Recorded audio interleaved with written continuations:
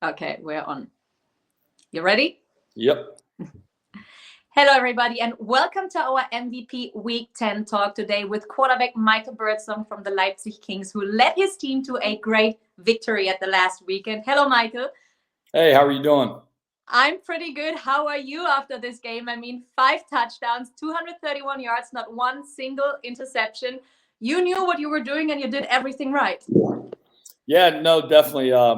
Between the O-line and the receivers doing their jobs, helping me out there, great. And then obviously Jason, he ran the ball for 180 yards, averaged 10 yards a carry. When you got a running back who's doing that, it makes the job easy for a quarterback because everybody's playing the box and I can just throw it to my guys out wide and let them do their work. So it was fun. How did you guys feel after the game, knowing that you can still reach the playoffs? We felt great. Obviously, we were. No, it's just been our goal ever since we came at the second half of the season. After our bye week, after the Hamburg game, we knew what we had to do. We knew the schedule that the Panthers had. They had a tough one going forward, so we might get a little bit of help, and we did with the Frankfurt game. So we knew if we took care of business, we just keep winning. When it comes down to the last few weeks, we'll see where we stand with the Panthers and see if we have a shot. And right now, we got a shot, so that's all we can ask for. Well, you guys had a little bit of a bumpy season, but you just won 3 games in a row. What brought the change? Like, how did you still motivate each other? Obviously we started off a little slow, and I think you're going to start off slow when, quite frankly, you get helmets one day before your first game and you get pads, that week leading up to it. When you have that happen, we didn't have a camp, we didn't have anything. Obviously, things are going to be slow out the gate. And the biggest thing that we had was guys were getting hurt. Myself, a lot of guys on defense. We were missing Dion. Benny was out. We were missing our starting whole linebacker core when we played Cologne the first go around. I mean, when you're playing Madre London in the Cologne offense and you don't have your starting linebackers and your 2 defensive tackles are playing with pulled hamstrings, it's going to be a bad day. And it was. So, finally, we've kind of got our camp jitters out. We've been together now for about 2.5 months. Finally been padded for 2.5 months. I think we're finally coming together and we're finally getting healthy. I think that's kind of been the shift. That bye week after the Hamburg game, everybody kind of got back and got healthy. And, when we're fully healthy, you can see what we can do on the field. Well, yeah, you were showing that. And it's going to be the game against the Hamburg Sea Devils next. How confident are you that you can win the game on Sunday? Hamburg's obviously their defense is extraordinary. Their front four just get after the quarterback and get after the run game. So, that's priority number one. We got to make sure we can handle that. If we can get that down, then I feel comfortable, with our guys, our receivers, being able to get open in the secondary. Not that their secondary is very talented as well. You got Rodgers in the boundary who shuts it down very well. They've got the new American in at safety who seems to be likes to come down and hit. So they're very talented all around on defense. But, we're pretty talented on offense too. So I feel pretty good about that. We're going to be able to move the ball a little bit, and it ain't going to go down like it did last time. Exactly. Last game, you lost without scoring one single point. What's your game plan looking like on Sunday to make sure that this is not going to happen ever again? Well, we just threw out the entire game plan from the last time that we played them because clearly that didn't work. So we've definitely got some different things going in for them. And, we're going to play around with some things and see if they can cover all of our guys in space and see what happens. We've been doing really well here the last 3 weeks, putting up points and, taking care of the ball is probably the biggest thing. And that's the biggest thing going against them this go around too. Our defense didn't let up too many touchdowns last go around. They were getting points off of turnovers and special teams. So as long as we can take care of the ball on offense, don't put our defense in a bad situation, they'll do their job because they've been playing great the last few weeks as well. And then, not turning the ball over is going to give us more chances to get the ball in the end zone. So that's probably goal number one. And what makes the Leipzig Kings more dangerous than the Sea Devils? What are your strengths going to be on Sunday? That's a tough question. I think the biggest thing for us is playing our game. And our game right now, obviously, look at our lineup. We have skilled players, out of every little crease you can find with our team, wide receiver and our secondary on defense. So, we just got to take advantage of that and take advantage of our weapons and what they can bring to the table. It's my job just to get them the ball in space and then, they can do the rest. It's pretty easy for me. I just find them and they'll make the tough catches and they'll make guys miss because that's what Coach brought them in for. We are a receiver-driven team, and that's what we're going to continue to do. And then week 12 is going to be against the Wroclaw Panthers. That's going to be a proper shootout. What can the fans expect from you at that game? Well, I think you just said it right there. It will be a shootout. Obviously, they have a talented offense, good quarterback, Lucas O'Connor, good buddy of mine. And they got, they just got Turpin in from TSU. That kid is clearly probably the most explosive guy in the league, in my opinion. Dude's just got wheels. So they're gonna hit some plays, obviously, and but as an offense for us, we feel pretty confident in our game plan when we get to that point. We were able to put some drives together against them the first go around with having only practiced for 2 or 3 weeks. So, having a few months now on our belt should help us out. But it all starts with this week. If we don't get this game won, then next week doesn't mean anything. So. Yeah, but I'm sure your hunger is big enough for the win. So let's talk about you as a player a little bit. What are your top 3 priorities as a football player? I think as a football player and as a quarterback, obviously it's just leadership on the field, making sure everybody has a positive mindset, make sure everybody's working towards the same goal, the same outcome.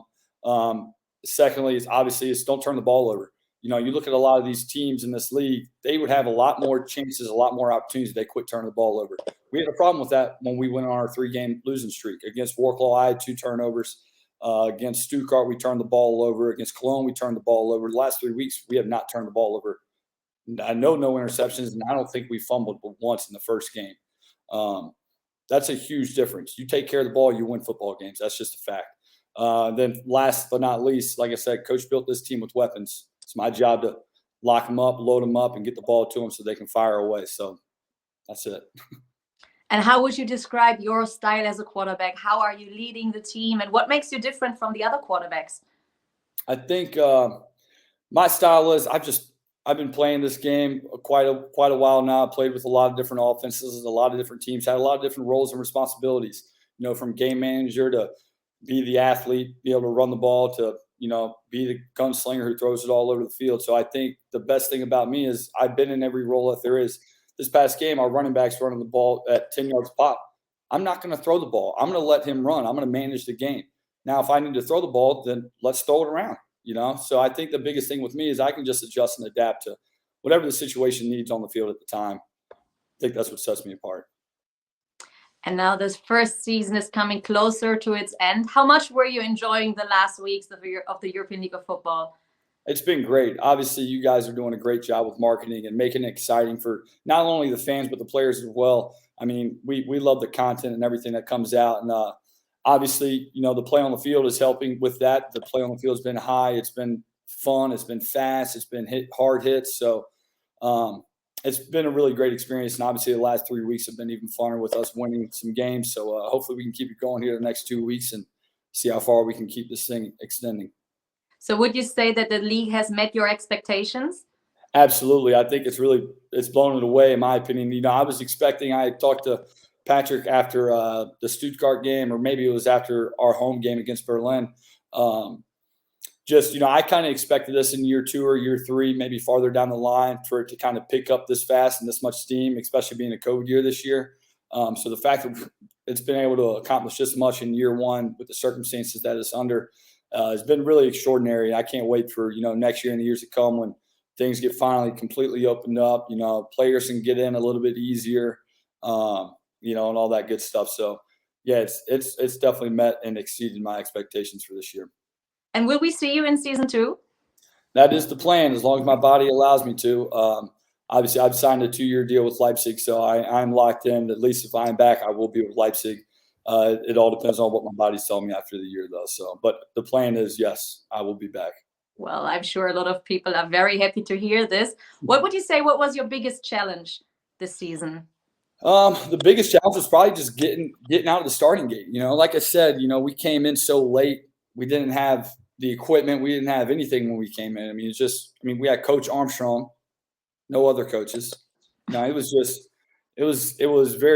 a struggle to get it going. Well, obviously we're going now. Everything's been fine, but it was chopping wood, just one piece at a time. Hey, we got some balls today. Yes, let's go. Hey, we got some paint, so we can paint a line on the field so we know where we're at. So that was obviously the struggling part. Now we're where we're at now, and everything's fine. But getting out of the gate was a tough one. It was a lot of work. So what role did Coach Armstrong play? I mean, he's such an amazing human being, isn't he? Yeah, no, he definitely is. He's the man. Obviously, what he was able to do. I think he signed in April. He was able to throw this team together in a matter of 4 to 6 weeks. I mean, the amount of talent that we have is insane for the limited amount of time that he was able to throw it together. Even holding the tryouts on May 15th or 16th and finding some of these G's that were hidden in the area that we had no clue about, but he was able to get that tryout going, and Dablé was there. He was there. Some of the other E's who didn't have to quarantine were there helping out. He knows talent. He's able to find it well, and he's able to keep us motivated. I like his style he's just an ebb and flow kind of guy. We go with the flow. Any little punch that comes, like, you can hit us in the face, we'll get back up. We'll keep fighting. It's not a big deal. And I kind of like that about him, and it really translates to the team as well. And what are your plans for the off season? How much are you looking forward to going home? Yeah, I'm definitely looking forward to getting back. My wife just left a few weeks ago, or 10 days ago. She just started law school. So I'm definitely looking forward to getting back, supporting her a little bit, and just relaxing in the States.